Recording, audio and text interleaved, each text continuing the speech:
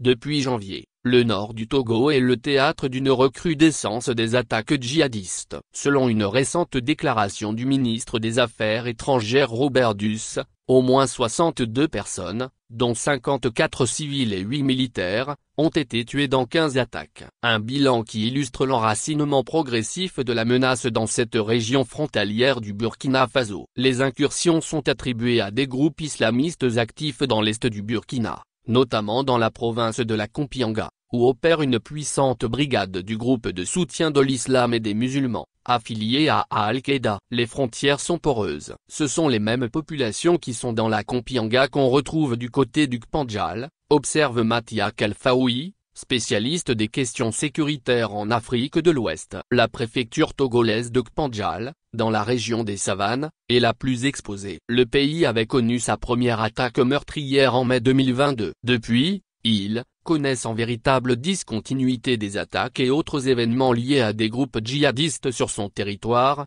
note Kalfaoui dans une étude publiée par la Fondation Konrad Adenauer. L'avancée se fait lente et méthodique, précise-t-il, mais touche désormais aussi les préfectures d'Oti et d'Oti Sud, plus au sud.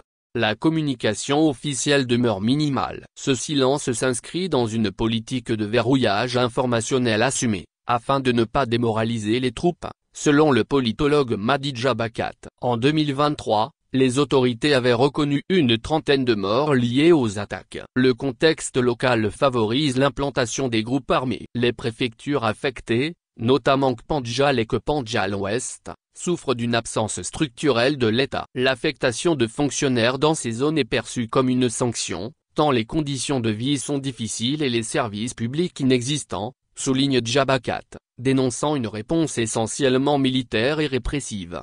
Près de 8000 militaires togolais sont actuellement déployés dans la région dans le cadre de l'opération Kundjoare. Le budget de la défense est passé de 8,7% des dépenses publiques en 2017 à 17,5% en 2022. Mais pour de nombreux observateurs, seule une approche coordonnée à l'échelle régionale pourra enrayer l'expansion djihadiste dans une Afrique de l'Ouest profondément divisée.